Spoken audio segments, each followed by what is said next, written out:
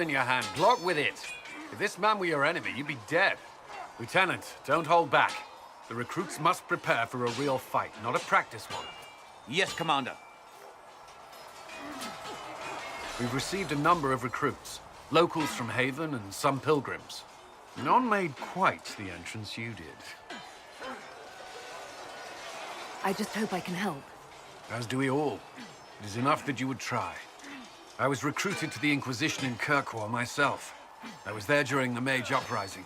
I saw firsthand the devastation it caused. Sir. Cassandra sought a solution. When she offered me a position, I left the Templars to join her cause. Now it seems we face something far worse. I must have this mark for a reason. It will work. I'm sure of it. Provided we can secure aid, but I'm confident we can. The Chantry lost control of both Templars and Mages. Now they argue over a new divine while the breach remains. The Inquisition could act when the Chantry cannot. Our followers would be part of that. There's so much we can... Forgive me. I doubt you came here for a lecture. No, but if you have one prepared, I'd love to hear it. Another time, perhaps. There's still a lot of work ahead. Commander, Sir Raiden has a report on our supply lines. As I was saying.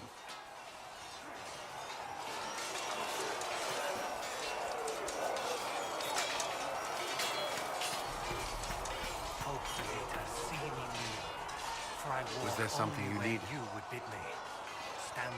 Is there anything I should know? The Lord Seeker's actions are a mystery. The Templars will aid us. They cannot sit idle while the breach remains. Why would Templars break away from the Chantry? The Order believes the Chantry no longer supports their efforts. Not to the extent they should. But the Templars have served the Chantry for ages. And in that time, they've come to take the Order's services for granted. Templars risk their lives against blood magic, demons, abominations, to feel as if those efforts are dismissed. I may disagree with the Order's actions, but I'm here as proof of that. But I sympathize with their frustrations.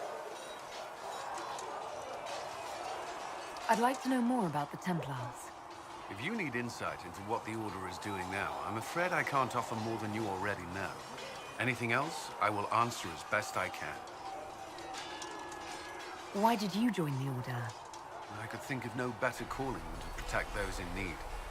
I used to beg the Templars as our local Chantry to teach me. At first, they merely humored me. I must have shown promise, or at least a willingness to learn. The Knight Captain spoke to my parents on my behalf.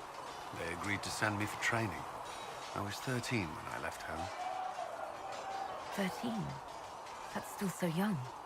I wasn't the youngest there. Some children are promised to the Order at infancy. Still, I didn't take on full responsibilities until I was 18. The Order sees you trained and educated first. And what about your family? Did you miss them? Of course. But there were many my age who felt the same. We learned to look out for one another.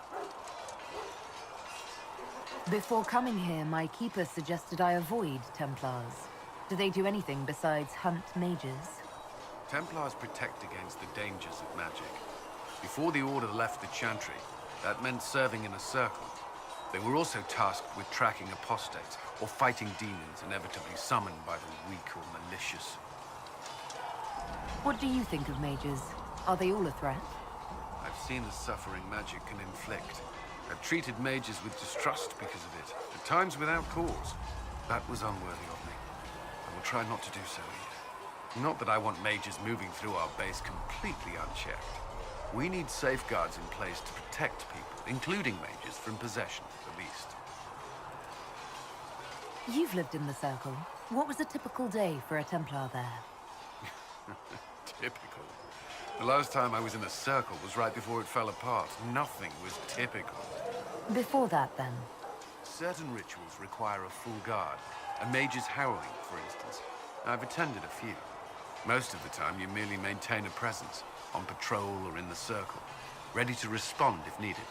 Mages pretend to ignore that presence, but they're watching you just as closely. Do Templars and mages never speak to each other? Some do, but Templars are supposed to maintain a certain distance from their charges. If a mage is possessed or uses blood magic, you must act quickly, without hesitation. Your judgment cannot be clouded. Of course, ignoring one another does nothing to foster understanding. What does Templar training involve? There is weapon and combat training. Even without their abilities, Templars are among the best warriors in Thedas. Initiates must also memorize portions of the Chant of Light, study history, and improve their mental focus. Did you enjoy your training? I wanted to learn everything. If I was giving my life to this, I would be the best Templar I could. You were a model student. I wanted to be. I wasn't always successful.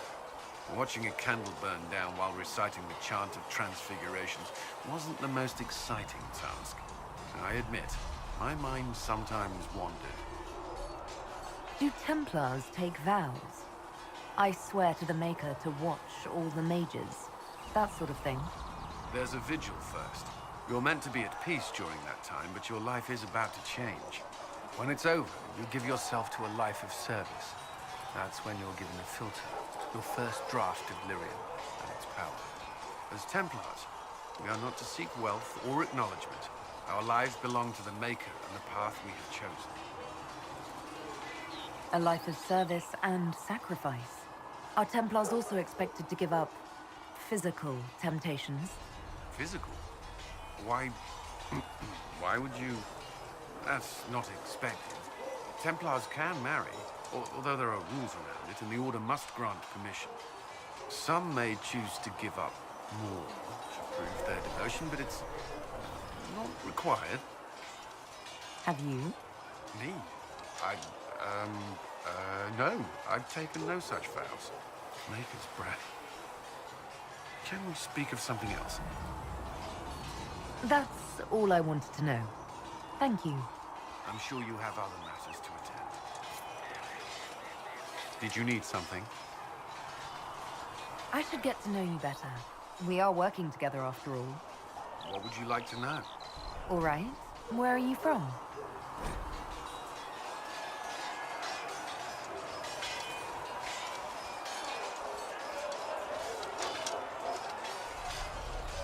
I grew up in Ferelden, near Honley. I was transferred to Kirkwall shortly after the Blight. This is the first I've returned in almost 10 years. You haven't seen Ferelden in 10 years.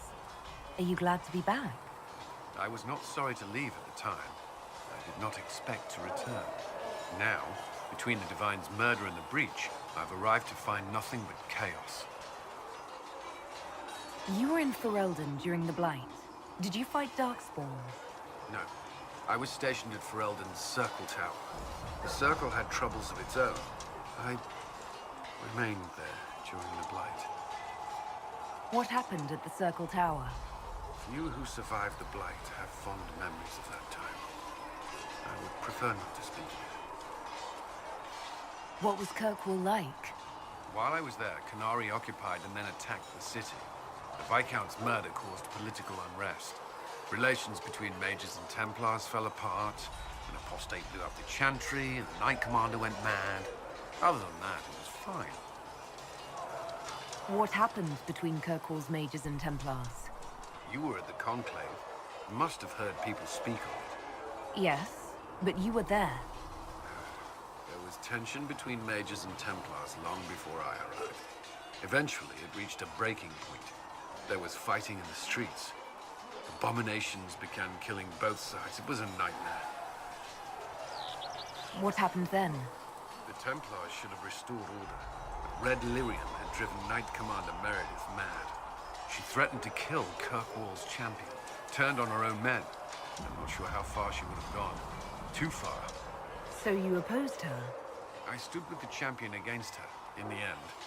I should have seen through Meredith sooner. Varric's from Kirkwall. Did you two know each other? I knew he was friends with the champion of Kirkwall, but little else. We've spoken more since I joined the Inquisition, largely at Varric's insistence. Apparently, I spend too much time with a serious expression on my face, and it's bad for my health. I'll let you return to your work. Another time, then.